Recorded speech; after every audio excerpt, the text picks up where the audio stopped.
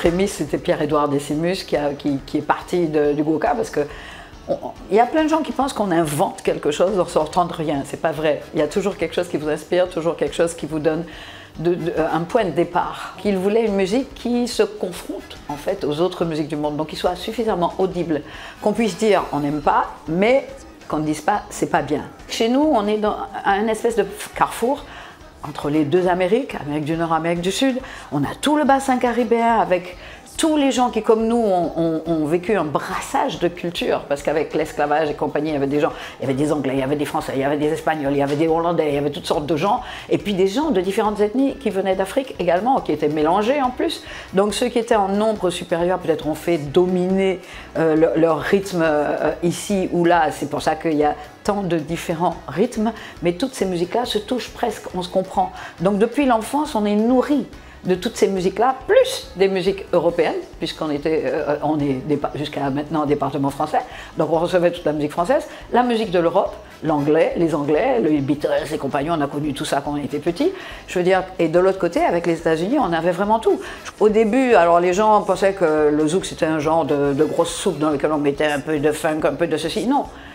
On s'est nourri de l'expérience de celui-ci ou celui-là pour justement trouver, nous, comment faire évoluer notre propre musique traditionnelle et l'amener justement à devenir quelque chose d'audible de façon internationale.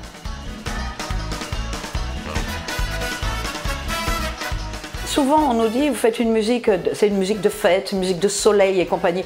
Et en fait c'est l'image qu'on a toujours voulu donner, si vous voulez, des gens, des ressortissants de la Caraïbe. C'est la fête, c'est le rhum, c'est les plages, les doudous, les ceci, les cela, etc. Non, nous sommes des gens exactement comme les autres dans le reste du monde, des gens qui réfléchissent. Alors des gens qui ont une histoire particulière. Cette histoire-là, justement, où quand même, quand vous avez vécu 300 ans d'abêtissement, de machin, sous le joug de quelqu'un, etc. Même s'il y a eu révolte à la fin et compagnie, il y a quand même eu un travail sur le cerveau qui a été intense et qui a fait qu'il y a des choses à réparer. Et je crois que c'est ce qu'on a voulu dans Kassav, justement, réussir à mettre dans ce machin. Oui, tu as le droit de pleurer, oui, tu as le droit d'être en colère, oui, tu as le droit de machin, mais la seule chose que tu dois faire, c'est te relever et te dire que tu es un être humain dans ce monde et que tu y participes. C'est tout.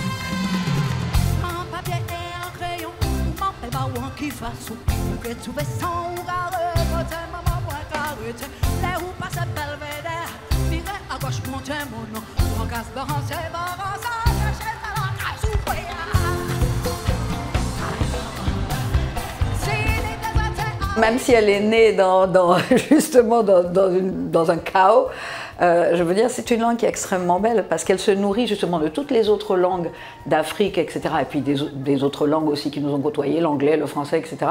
Mais, et elle a il y a véritablement un imaginaire créole. C'est une autre façon de dire les choses. C'est différent, c'est nous.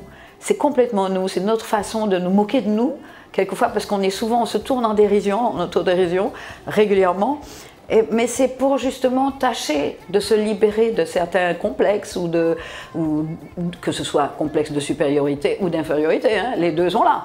Parce que et voilà, donc je crois que cette langue a véritablement, comme on dit chez nous, le non-non de qui nous sommes. C'est-à-dire, c'est vraiment la matrice, quoi. C'est dans la matrice, quoi. Je veux dire, c'est quelque chose qui nous raconte. Voilà, qui dit aux gens, voilà qui je suis.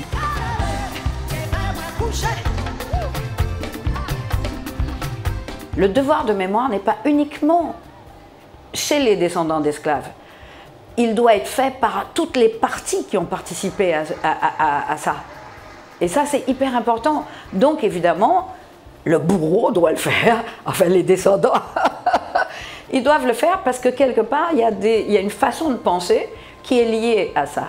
Tout reste de la même manière, alors ça entraîne des colères, ça entraîne de la violence, ça entraîne un tas de choses.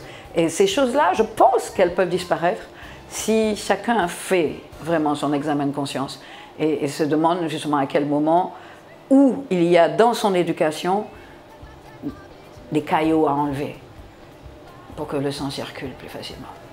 Voilà.